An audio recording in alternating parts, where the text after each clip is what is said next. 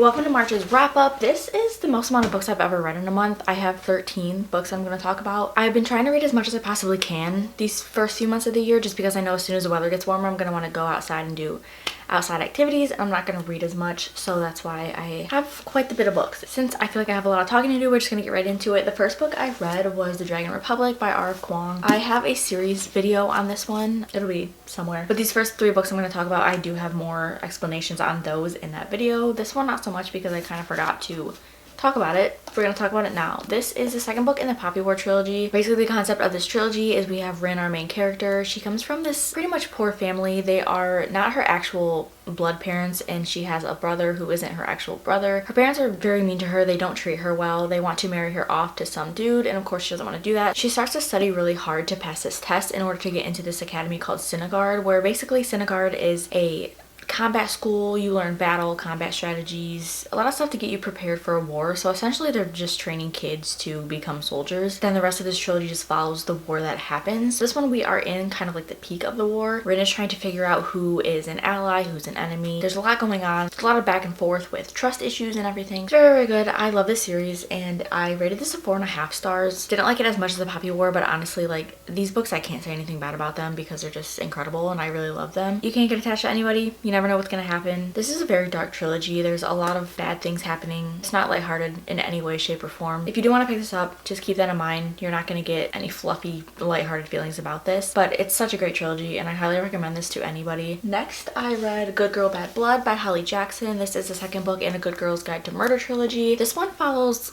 kind of like a podcast type of setup. Pip, our main character, starts his podcast because the first book she dealt with the mystery in that book, and now she's dealing with another mystery of a missing person. She has this podcast based on the whole entire story of what happened in the first book. So then when this person goes missing, she's kind of using her podcast to try to get people to help her figure out what had happened. I will say this one, the mystery didn't go too far in depth for me. I wasn't really shocked at the ending. It didn't really hit me as much as the first one did. I just think this was kind of like a more laid back mystery, which is so weird to say because it's a mystery and someone went missing. It's not a good thing, but it didn't seem as intense as the first one. I still really enjoyed this one though. I gave it a 4.25 stars. I was very entertained throughout the whole story. I couldn't put it down. I just don't know that I liked the end concept of this book and the outcome. This is another series that I really recommend. They're very interesting reads, very entertaining. They keep you on the edge of your seat.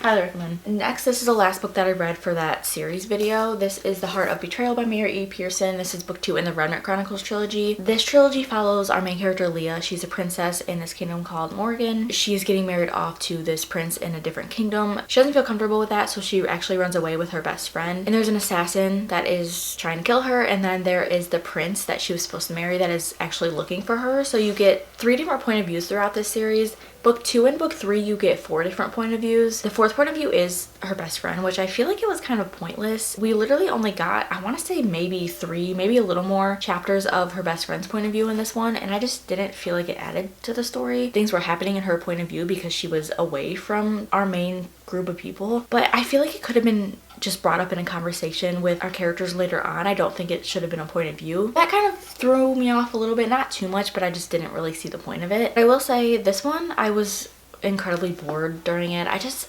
feel like a lot wasn't happening. I don't have a strong connection to this series or these characters either, so that obviously played a huge role in that, but I don't know. There wasn't enough going on for me. There wasn't anything gripping me to the story. I did rate this a 2.5. It's not a bad read. It really isn't. This one was just super slow for me, and I will say I don't necessarily think anything about this trilogy stands out. They're still not bad reads. It just wasn't something that I personally liked. Next, I read Every Last Word by Tamara Ireland Stone. This follows our main character Sam. She deals with OCD, and it's more of an OCD where it's not necessarily physical things, but it's mostly in her head and her thoughts. For example, when she drives around, in order to feel okay, she makes sure her odometer on her car is ending in a 3. So if she gets home and the last number on her odometer is not a 3, she drives around a little bit further until it gets to a 3. So we're following her. She is quite the popular girl in her school. She's with this friend group with other popular girls, and it's kind of like a cliche typical high school friend group where you have the popular girls and they're not the best people. Throughout the story, Sam is realizing that she doesn't want to be friends with them. She's coming to find herself. She realizes that they aren't true friends to her. So you're dealing with her trying to get away from that. And in the meantime, she meets this girl named Caroline, and Caroline introduces her to this secret poetry club. So it's in the basement, like in their auditorium. You go down these steps and then there's like a separate secret room, and there's been a poetry club going on for a while. Caroline introduces her to that club. Sam finds like a safe space in this community, this poetry community, with the people that are in there. And that's when she kind of realizes that this is what she likes doing. She likes writing poetry, and she likes these people that she is now spending time with. It's a really good story of being in a friend group, because I feel like in high school a lot of people had this experience where you're with friends that don't really feel like true friends, and you're trying to just find your place, which is definitely very hard to do in high school. So I really loved how this book brought that up and how it played out. There is a romance in this too, and I really love the romance in this one. Their connection and the way that they were able to talk about things, it was so sweet, and I really enjoyed it. I really loved our main character. I think she had a lot of strength in her dealing with the girls that she was around and this new whole concept and dealing with her OCD. I think she was a very strong main character. I give this one a 4.5 stars. Really enjoyed it. Highly recommend this book. I love the writing in this. I love the connection between the new characters that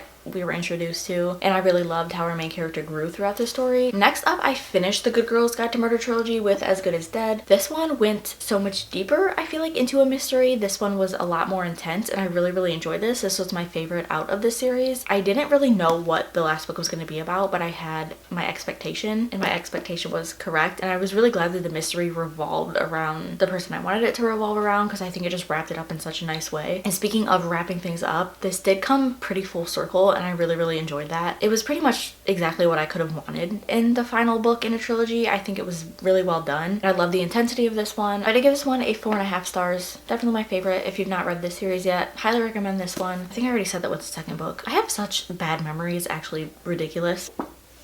And that's all I have to say about that one. I don't know. What else do I elaborate on? Next up, we have our first 5-star read of the month. This is Forget Me Not by Julie Soto. I feel like my 5-star romance reads are just guilty pleasures in a way. I don't know. I mean, I'm not really big on romance anymore, but some of them just hit me, and then I feel like some people absolutely hate the books that I really like when it comes to the romance genre. Some of them are just what you need. Getting into this, we follow our main character, Emma. Oh god, I forgot how to say her name. Emma?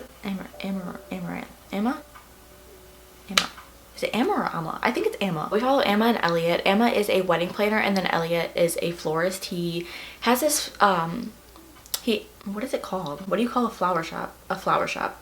Does it have a specific name? I thought they did. I guess not. Anyway, he owns this flower shop that's kind of been passed down throughout his family. Emma's a wedding planner. She was working under this more popular wedding planner, and then she went into her own endeavor and opened her own wedding planning business, and she's doing really well. She's very good at what she does. And then obviously, if you have a wedding, you have to deal with florists. So her and Elliot come together to work on the wedding that she is currently doing. It's for a very popular influencer and her girlfriend, soon-to-be wife. And I really loved them as a couple. I think they were great characters. So getting our main characters who I really liked, and then the characters who the wedding was for, liking them just made the story even better. This is really Emma's big break into her career and what could really pick up her career, because we have this famous influencer who is getting married and letting Emma do her wedding and plan everything out. Emma and Elliot have a background. They have a history together. This is a second chance romance. I think the main thing I liked about this one was that it had a different take on relationships, and I'm not somebody who really has a normal take on relationships. Basically, our main character's viewpoint on relationships is that she doesn't necessarily want to get married, which is a little ironic because she's a wedding planner, but she doesn't feel like marriage is for her, and she doesn't really want to commit to anyone really, but she doesn't really date either. So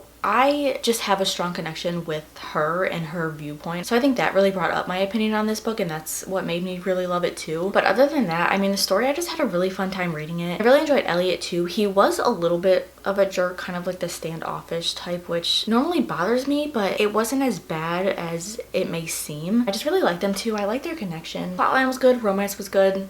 That's all I can ask for in a contemporary romance. So I did rate this one 5 stars. Very excited for that author's next book. Okay, and then I did a 24-hour reading challenge. So I read the whole Gold Rush Ranch series by Elsie Silver. This consists of these 4 books. First, we have Off to the Races. This one is about Billy and Vaughn, and Billy is a horse trainer. Vaughn owns this very kind of popular ranch, I guess, and he races horses. He trains horses to become good racers, and he has his people working on his ranch. Billy gets hired under him. This is a boss employee type of trope. Billy has a lot of experience with training horses. She's very good at what she does. There's this horse that is very stubborn. Nobody can really train this horse. Nobody can get this horse to like them or feel comfortable around them. So in comes Billy and she grows a connection with this horse. It's very sweet. I really like the concept of this book. I just wasn't a fan of the romance too much in this one. As I get into the series, I just didn't really like any of the main guys in these books. I think they were really rude and kind of jerks. They couldn't really redeem themselves in my opinion. But I did give this one a 3. Did I give this a flat 3 stars? I did give this a flat 3 stars. I did enjoy the story and the concept of the story, but I just feel like we didn't get enough of that in this whole series. I feel like there wasn't necessarily anything that truly stood out to me. It was hard for me to just attach on and find that connection with these characters and the whole like concept of the stories themselves. And then the second book is a photo finish. So this deals with Violet and Cole. Violet is actually the sister in Chestnut Springs, so I was excited to get to her book. This was my favorite out of all of them. I get this one a 3.5 stars. Cole and Violet, there was something that happened in their past that they have a connection to, but they didn't know that it was the other person. Cole knew who she was, but she didn't really know that it was him. Violet is a jockey in this book. She's at the ranch that Vaughn owns and that Billy is working at. And just like in Chestnut Springs, if you read that series, the girl characters in these books develop a friend group, which I really, really love. It's my favorite thing about the Chestnut Springs series, and I really enjoy that in this series too. So Violet is working around Billy and Vaughn, and then Cole is Vaughn's brother. So they meet up since they have a little bit of connection in the past. They start growing their connection. Cole is holding a secret, and I really, really thought it was sweet the way that that played out. And I really like Violet as a main character. I just thought this one was sweet. This one didn't annoy me as much as the other ones did. Cole was the best male main character out of this whole entire series. And then the third one was the front runner. We are dealing with Stefan and Mira. Mira is the vet who works on these ranches. Stefan is kind of like Vaughn. He just owns a separate ranch and he's running his business. In the previous books, we do meet Stefan and Mira. Stefan we have a very bad first impression of, and that's how I was kind of feeling throughout this series. I feel like the characters that were being brought up that are the love interest in these books, we never really had a good first impression on them, and it just automatically didn't really make me like them. Obviously you grow to enjoy them. That first impression just was stuck in my mind and I just didn't really get past that. This one is a little more emotional, I will say. We are dealing with struggles with the horses that is pretty sad. But Stefan and Mira find this connection, and Stefan has actually asked Mira out a ton of times. It's kind of like a joke between them that he always asks her out, she always says no. But there is something that Mira really needs, so they agree to fake date, and we all know how fake dating goes. I did really enjoy this one. I think this one just kind of strayed a little bit from the plot line. There was a lot in the beginning of this book, but I don't think it was really completely brought up in the end. But this one was my third favorite out of the series. I gave this one a 3.25 stars. No, this is my second favorite. I don't know why I said third, but I do think this one had the most annoying third act conflict for me. Those drive me crazy. Overall, the rest of the story was really good. And then lastly, we have a false start. So this follows Nadia and Griffin.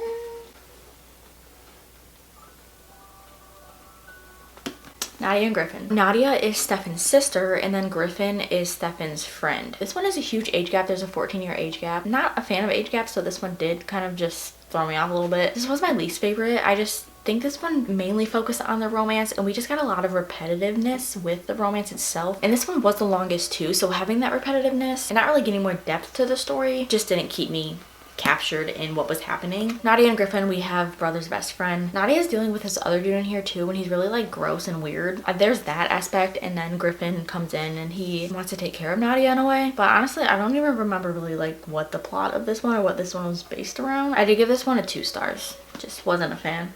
And then next, I read Bride by Ali Hazelwood. I love Ali Hazelwood. The concept of this book was something that I would never pick up if it wasn't for Ali Hazelwood writing it. I was very nervous for this one. I don't know why. I think it was because about a werewolf and a vampire, and that's not something that intrigues me, but I had to read it because it was her. I'm glad I did, but boy was it an adventure, I will say. I'm sure everybody pretty much knows what this is about, but our main character, Misery, is a vampire, and then we have our other main character, Lo, he's a werewolf. I really liked how this one was set up. So this wasn't dual POV. We just get Misery's POV, but at the beginning of each chapter there was like a tiny, I'll try to show you. There's like this thing up in the top, which is kind of Lo's point of view. So you get just a couple sentences from him and what he's feeling throughout the book at the beginning of the chapters. And I honestly really enjoyed that because I'm not a fan of dual POVs, but I just don't love them.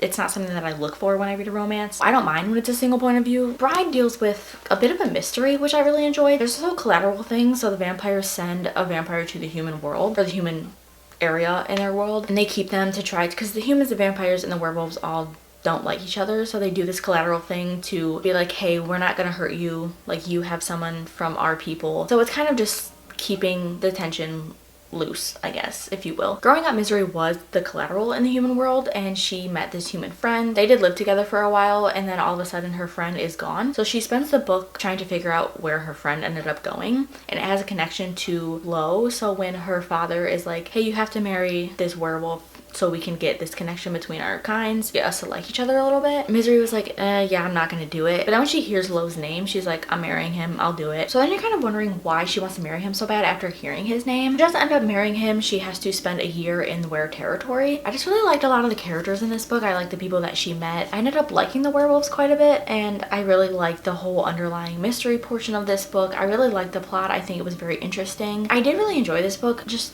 the romance. Listen, I don't know how dogs work. I found out in this book, and I really would be better off not knowing. So the romance did make me a little uncomfortable, but I mean, that's how life works, you know? But I don't know, I just would have been better off not reading that. If you know, you know. I can't explain it, but yeah. So the whole romance portion I wasn't too keen on, but everything else I did really enjoy. I did give this one 3.5 stars. Definitely not my favorite Ellie Hazelwood book, but I still think she did a very, very good job in this. Just not into dog romance, to be honest. Okay, next we read The Beauty of Darkness, which is the third and final book in the Remnant Chronicles trilogy. This one was quite long. The Heart of Betrayal, I did say I was very bored with that one. I think it was very slow. The first half of this one, I did also feel the same way. It was very slow, but it did pick up quite a bit in the last half of the book, which did suck because I had to wait half the book to really be intrigued in the story. Like I said, this series didn't really have anything that stood out to me. I didn't really connect to any of the characters. There was a love triangle in this whole series, and I usually like love triangles. I've never had an issue with them before, but this series honestly gave me an issue with them, and I don't know if I like them anymore. I just didn't really get any side of the love triangle. Like, none of it made sense to me, and I wasn't rooting for anybody. And also, I don't really know if I liked who she ended up with. Like I said, just wasn't anything that encapsulated me in this series. There wasn't as much magic as I thought there was gonna be, and there wasn't really a strong elaboration on the tiny amount of magic or gift thing that we got in this series. This one was just an average read for me. I gave this a 3 stars. Okay, and then lastly, I just finished this book last night, and when I tell you, I kept waking up. I have like a lot of dreams throughout my sleep at night, and I kept waking up after having dreams, and every time I woke up, I was thinking about this book. And last night when I finished it, I was crying, and all I could do was just sit in my bed and stare. Like, I literally have not felt that way about a book in so long, and I want to cry just thinking about it. This is The Burning God by R. Kwong. This is the last book in the Poppy War trilogy. I'm emotional. I really am. I don't want to cry. But holy crap, this book did it to me. This was my favorite out of the series. I gave this one a 5 stars. I couldn't not give it a 5 stars. I went through the second book and I was like, I'm not gonna get attached to any characters because I don't know what's gonna happen. I grew a stronger connection with one of the characters in this book. I don't know. I just, I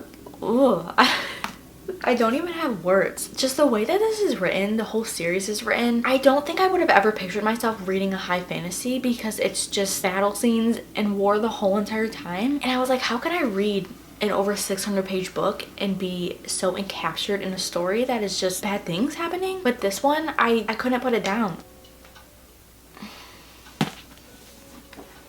I usually read every day, but I really think I need a day to not read anything and to just think about this and let this sink in. But holy crap, I don't know. You